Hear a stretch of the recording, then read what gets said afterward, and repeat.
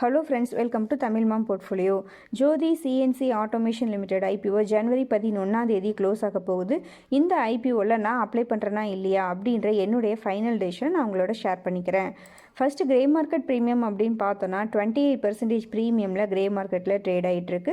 So okay தான், grey market பொறுத்த வரைக்கும் ஓகே தான். நெக்ஸ்ட்டு சப்ஸ்கிரிப்ஷன் ஸ்டேட்டஸ் அப்படின்னு பார்த்தோன்னா செகண்ட் டே அன்னைக்கு ஈவினிங் வரைக்கும் ரீட்டைல் கேட்டகரியில் 11.74 டைம்ஸ் வந்து சப்ஸ்கிரைப் ஆகியிருக்கு. ஓவராலாக 4.14 டைம்ஸ் வந்து சப்ஸ்கிரைப் ஆகியிருக்கு. லாஸ் மேக் பண்ணியிருக்க கம்பெனி அப்படின்றனால ரீட்டைல் ரிசர்வேஷன் 10% தான்.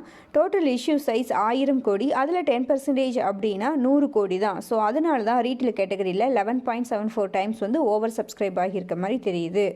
ஓகேங்க, என்னுடைய ஐபிஓ வீடியோ அனாலிசிஸில் ஸோ இதை தான் வந்து நம்ம ஃபைனல் வியூவாக சொல்லியிருந்தோம். Promoter holding okay. ஃபைனான்ஷியல்ஸ் அப்படின்னு பார்த்தோன்னா கடன் ரொம்ப அதிகமாக இருக்குது, பட் ஃபைனான்ஸ் வந்து பார்த்திங்கன்னா இம்ப்ரூவ் ஆகிட்டு தான் இருக்குது. பிஸ்னஸ் அப்படின்னு பார்த்தோன்னா சிஎன்சி மெஷின்ஸ் மேனுஃபேக்சராக இருக்காங்க. காம்படிட்டர்ஸ் அப்படின்னு பார்த்தோன்னா Lakshmi machine works, LG equipments, Mac Power, CNC machines இவர்கள்லாம் வேல்யூஷன்ஸ் ரொம்ப ஹை எக்ஸ்பென்சிவ் அப்படின்ற மாதிரி நம்ம சொல்லியிருந்தோம்.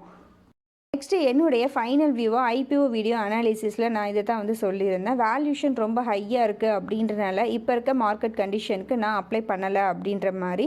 பட் டிமாண்ட் ரொம்ப ஹையாக இருந்துச்சு அப்படின்னா லிஸ்டிங் கெயின் பர்பஸ்க்காக வேணால் கன்சிடர் பண்ணி பார்க்கலாம். அது வந்து செகண்ட் டே அன்னைக்கு ஈவினிங் சப்ஸ்கிரிப்ஷன் பொறுத்து நம்ம டிசைட் பண்ணிக்கலாம் அப்படின்ற மாதிரி சொல்லியிருந்தேன்.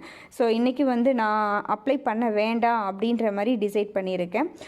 ரிஸ்க் டேக்கிங் இன்வெஸ்டர் வேணால் லிஸ்டிங் கெயின் பர்பஸ்க்காக இந்த ஐபிஓவை கன்சிடர் பண்ணலாம். ஸோ நான் வந்து இந்த டைமில் ரிஸ்க் எடுக்க விரும்பலை, ஸோ அதனால் அப்ளை பண்ணல.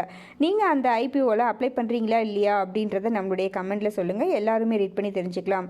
இது என்னுடைய பர்சனல் வியூ தான். இந்த வியூ தப்பாகிறதுக்கும் சான்சஸ் ரொம்ப ரொம்ப அதிகம். ஸோ உங்களுடைய ஓன் அனாலிசிஸ் படி உங்கள் டெசிஷனை எடுத்துக்கோங்க. நன்றி, வணக்கம்.